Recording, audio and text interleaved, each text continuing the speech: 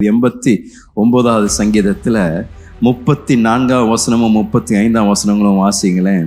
என் உடன்படிக்கையை மீறாமலும் என் உதடுகள் விளம்பினதை மாற்றாமலும் இருப்பேன். என்னுடைய வாயிலிருந்து வந்ததை நான் மாத்த மாட்டேன் அப்படின்னு ஆண்டவர் சொல்றாரு. அடுத்த வசனம் வாசிங்க. ஒரு விசை என் பரிசுத்தத்தின் பேரில் ஆணையிட்டேன், தாவீதுக்கு நான் பொய் சொல்லே. என்ன அருமையான வார்த்தை. ஆண்டவர் இதை சொல்லணும்னு அவசியமே இல்லை. ஆண்டவர் சொல்றாரு, தாவீதுக்கு நான் இதை சொன்னேன், நான் பொய் சொல்லுகின்ற ஒரு தேவன் அல்ல என்று ஆண்டவர் சொல்றார். இன்றைக்கு உங்களை பார்த்து நான் காலையில சொல்றேன், ஆண்டவர் உங்களுக்கும் எனக்கும் கொடுத்திருக்கின்ற வாக்கு தத்தங்கள் ஒன்று கூட தரையில் விழுகாமல் அத்தனையும் தேவன் உங்களுடைய வாழ்க்கையிலும் என்னுடைய வாழ்க்கையிலும் நிறைவேற்றுவார் என்பது ஒரு நிச்சயம்.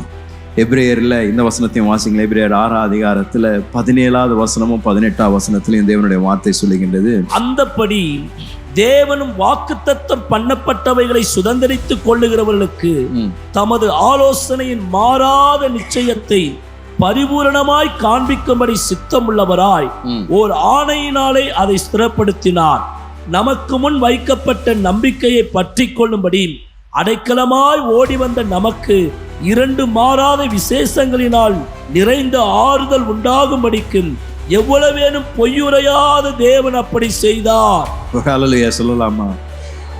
அரசியல்வாதிகள் பல வாக்குகளை கொடுத்து நிறைவேற்றாமல் போகலாம். நம்மளுடைய வாழ்க்கையில நம்முடைய நண்பர்களும் உறவினர்களும் பல வாக்குகளை கொடுத்து அதை மறந்து போகலாம்.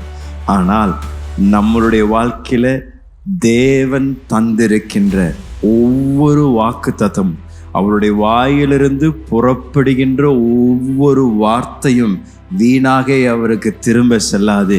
அதை எதற்காக அனுப்பப்பட்டதோ அதை நிச்சயமாக நிறைவேற்றியே தீரும் என்று சொன்ன வார்த்தையின்படி தேவன் உங்களுடைய வாழ்க்கையிலும் என்னுடைய வாழ்க்கையிலும் நிச்சயமாக அவருடைய வாக்கு தத்தங்களை நிறைவேற்றுவார்.